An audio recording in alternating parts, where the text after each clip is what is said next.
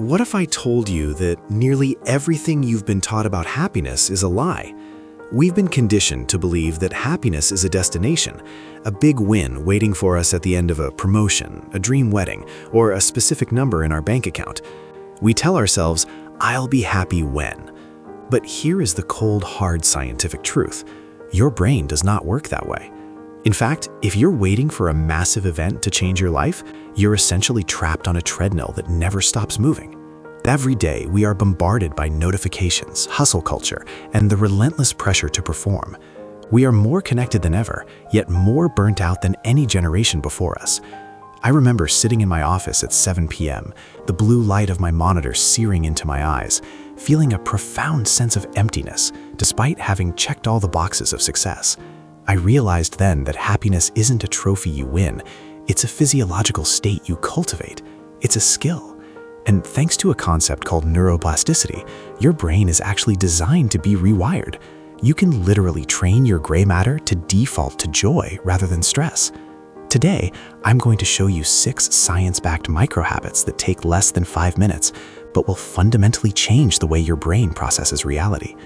If you stay until the end, I'll show you how a simple mathematical rule can turn these tiny shifts into a life-changing transformation. The first habit is what I call the 5-second perspective shift. To understand this, we have to look at a part of your brain called the reticular activating system, or the RAS. Think of the RAS as the ultimate gatekeeper, or a high-tech filter. At any given moment, your senses are taking in millions of bits of information, but your conscious mind can only process a fraction of it. The RAS decides what gets through. Have you ever decided you wanted to buy a specific red car, and suddenly you see that exact red car everywhere? On the highway, in the parking lot, even in commercials? That's the RAS at work. It's not that there are more red cars, it's that you've instructed your brain to look for them. Most of us have unintentionally programmed our RAS to look for threats, mistakes, and things to complain about. We wake up and immediately check the news or our emails, looking for the fire we need to put out. We are training our brains to see a world full of red cars of anxiety. To flip this, you need to give your brain a new command. The moment you wake up, before you even touch your phone, name one good thing you are looking forward to. It could be as simple as that first sip of coffee or the way the light hits the trees. By doing this, you are setting the search parameters for your day. You are telling your gatekeeper, "Find me more of this." To make this stick, try writing one positive word on your phone's lock screen. Every time you check a notification, you're giving your RAS a micro reminder of what to focus on. But happiness isn't just about what you think, it's about your biology. This brings us to habit number 2, the Huberman Light Protocol. Dr. Andrew Huberman, a neuroscientist at Stanford, has popularized one of the most effective ways to regulate your mood, and it starts with your eyes. We evolved as biological creatures that rose with the sun. When natural light hits your retina in the morning, it triggers a timed release of cortisol, the alertness hormone, and sets a timer for the release of melatonin about 16 hours later. If you spend your first hour of the day in a dark room scrolling through a smartphone, you're confusing your internal clock. This leads to a mucky feeling. You're tired in the morning and wired at night. The habit is simple. Get outside for 10 minutes of natural light within the first hour of waking up. Even if it's cloudy, the photons coming through the atmosphere are significantly more powerful than any office light. This simple act stabilizes your serotonin levels, the chemical responsible for mood balance. If you live in a place like Seattle or London where the sun is a rare guest, consider a sad lamp or a light therapy box. It sounds too simple to be true, but you cannot think your way out of a biological deficit. You need to give your hardware the signal that the day has begun. Now, let's talk about the trap of hustle culture. We are told to keep our heads down, grind, and celebrate only when the project is finished. But your brain thrives on a chemical called dopamine, which is the molecule of motivation. When you only celebrate big wins, you starve your brain of the fuel it needs to keep going. This is where habit number 3 comes in, the dopamine mini celebration. In her book, The High Five Habit, Mel Robbins suggests a physical action to anchor a sense of achievement. Your brain doesn't actually know the difference between a big win and a small win.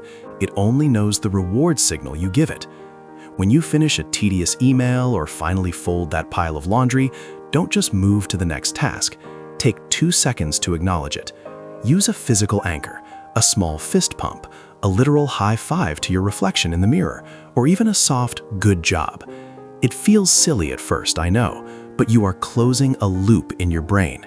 You are telling your dopamine system, we did it, and it felt good. This creates a craving to do the next thing. You aren't just being productive, you're building an upward spiral of competence and confidence. Before we move to the next 3 habits, which focus on your social brain and your stress response, I want to ask you something.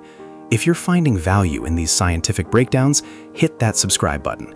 It helps the algorithm find more people who need this information, and it tells me that you're committed to this journey of self-mastery. Now, let's look at how we can use our social biology to boost our mood instantly. Habit number 4 is the social microinfection. Human beings are ultra-social creatures. Our survival once depended on our connection to the tribe, and because of that, our brains are wired to release oxytocin, the cuddle hormone, whenever we experience a positive social bond. But here's the secret. Giving a positive signal actually triggers a larger neurological reward than receiving one. Think about the last time you received an unexpected, genuine compliment. It probably changed the trajectory of your entire afternoon. Habit 4 is to send one gratitude text every single day to someone you haven't spoken to in a while. It takes 30 seconds. Hey, I was just thinking about that time you helped me with that project, and I really appreciated it. By doing this, you are activating the reward centers of your brain, specifically the ventral striatum. You are creating a micro-connection that buffers against the loneliness epidemic that is currently sweeping the world. In fact, I want to challenge you right now. Pause this video, go to your messages, and send a 1-sentence thank you to someone. Notice how you feel the moment you hit send. That's the oxytocin working. As the day winds down, we often fall victim to what psychologists call the negativity bias. Evolutionarily, it was more important for our ancestors to remember where the lion was hiding than where the pretty flowers were. As a result, your brain is like Velcro for bad experiences and Teflon for good ones. You can have 10 great things happen in a day, but you'll lie awake at night thinking about that one awkward comment you made in a meeting. To combat this, we use habit number 5, the What Went Well audit. This isn't just fluffy journaling. This is a targeted exercise to strengthen the neural pathways of positive memory. Every night before you close your eyes, ask yourself, what are 3 things that went well today and why? The why is the most important part. The coffee was good because I took the time to sit and enjoy it. The meeting went well because I was prepared. This forces your brain to search through the day's events, reprocessing the positive moments and cementing them into your long-term memory. You are effectively teaching your brain that the day was a success, which lowers your evening cortisol and improves sleep quality. Finally, we have habit number 6, tactical calm. Life is going to throw curveballs at you. You'll get a passive-aggressive Slack message at 5 p.m., or you'll get stuck in a gridlock when you're already late. In those moments, your sympathetic nervous system, your fight-or-flight response, takes over. Your heart rate climbs, your breathing becomes shallow, and your logical brain, the prefrontal cortex, essentially goes offline. When this happens, you don't need a mindset shift. You need a physiological override.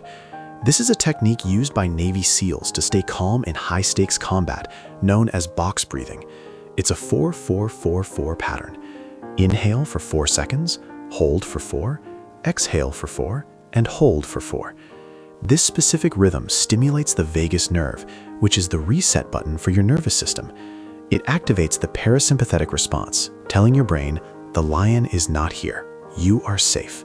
By practicing this for just 1 minute during a stressful moment, you regain control of your emotions. You stop reacting and start responding. So, we have these 6 habits: the perspective shift, the light protocol, the mini celebration, the social microinfection, the evening audit, and tactical calm. You might be thinking, this is a lot to remember. But here is the secret of the 1% rule, popularized by James Clear. You don't have to do all 6 of these perfectly starting tomorrow. If you improve your habits by just 1% every day, you will be 37 times better by the end of the year.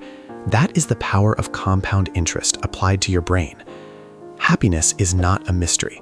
It is not something that happens to you. It is something you build, one micro decision at a time. Your brain is the most sophisticated piece of technology in the known universe, but it didn't come with an instruction manual. These 6 habits are the first few pages of that manual. I want to hear from you in the comments. Which one of these 6 habits feels the easiest for you to start tomorrow? Is it the morning sunlight, or perhaps the gratitude text? Pick just one. Commit to it for 7 days. Remember, you are not stuck with the brain you have today. You have the power to rewire it, to strengthen it, and to train it for joy. Train your brain, and you will change your life. Thank you for watching, and I'll see you in the next video.